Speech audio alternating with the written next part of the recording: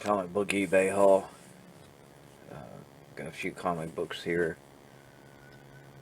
These first three comic books I paid $5 a piece for. Amazing Spider-Man 226. The Newsstand. Return of the Black Cat. Pretty cool cover. Amazing Spider-Man 228. Direct copy.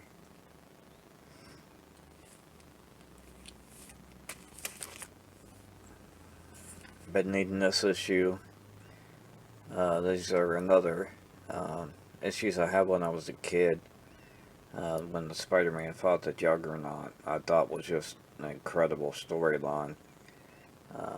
One of the distinct things I remember was Spider-Man taking his webbings and putting them in between two skyscrapers and trying to stop Juggernaut that way, and Juggernaut just walked through it. And I think it was the first time I'd ever seen anybody break Spider-Man's webbing before. So that memory kind of stuck with me. But yeah, great book. Amazing Spider-Man 229. I got the other part that goes with this too. Three more comic books here that I paid $10 a piece for. This is X-Men number 98. It's a beta reader. But this is the first time that Wolverine was actually called Logan. It was the first time that Wolverine's name was revealed to be Logan. Which to me I think is just is a big key. Not in terms of value so much, but in terms of like a historical event. Like a key moment. Because has anybody's name been synonymous more than Wolverine's being Logan? I mean, heck, they got even books now called Old Man Logan. They had his origin about him being Logan. In the movies, they talk about him being Logan. I don't think anybody's name in the whole Marvel Universe has more meaning than Wolverine's Logan name, so I thought that was incredibly interesting. I even named my son after Wolverine, named him Logan. With Wolverine being one of my really favorite characters growing up because he was always shunned, and even in his own team, people didn't understand him and like him so much. And heck, I've gone through that my whole life with people not liking me, being bullied for many, many years. I guess that's just part of life.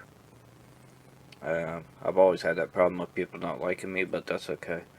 I'm different. It's just the way it goes. I've always struggled with mental issues, and always been like a little bit on the kind of autistic side. So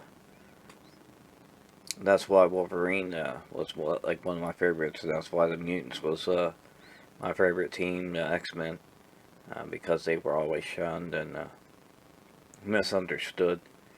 So X-Men number 98, paid $10 for it. A pretty good price, even though it's a beta reader. Has the Sentinels in it, which I thought was interesting. I wonder if this is the first time that the new team had fought the Sentinels. I did a little bit of research on it, but I'm not certain. I'm not certain if that's the first time they fought the Sentinels or not. So if anybody knows, leave a comment and let me know if you don't mind. X-Men 103 with the Juggernaut and Black Tom Cassidy in it. Newsstand cover. Another beta reader. Also paid $10 for this one, which wasn't like a deal or anything. It's probably about what it's worth in that condition. But heck, if I can get these really early X-Men issues that cheap, I'm gonna get them.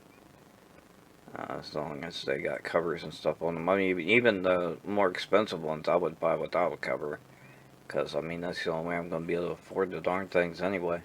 But yeah, really happy to have those.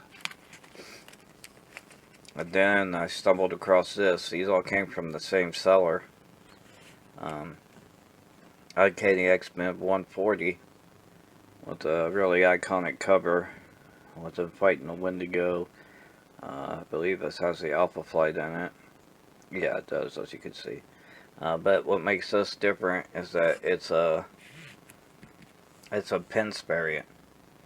And I love the Pence variants, and this is the first Uncanny X-Men Pence variant that I own. I own a bunch of Iron Man ones, I own a Marvel 2-in-1, and now I own this really good Uncanny X-Men one. And I need this for my run too, so it makes it all the better. But yep, that's what I got. These 6 issues. The price wasn't anything extraordinary. I didn't get no extraordinary deal on it, but getting these 3 books here for $30, I feel is a pretty good deal. I mean, the 140 being a Pence variant, I would assume probably get 20 out of. That would probably be $10, so that would be 30. And this one I would say is probably be between 15 and 20. So on the low end, you're looking at $20, $30, $45 for 3 books. I paid $30 for, so that's a bit of a deal. And then the Spider-Man books. Anytime you can get these earlier Spider-Man books for $5 a piece, anybody's going to buy them for that price, I would assume. Especially the 226 and the 229. But I got another video coming out that I'm going to shoot now, but I won't put up for another couple of days since I got this one. I'll wait on the other one, but it's a really big box of comics that I got really cheap. It's something like 60 comics I paid $45 for. There's no big keys on it, but it's a bunch of really nice comics, and there's 2 comics in there that are really good. I'm surprised I got such a good deal on. But yeah, that's what I wanted to show.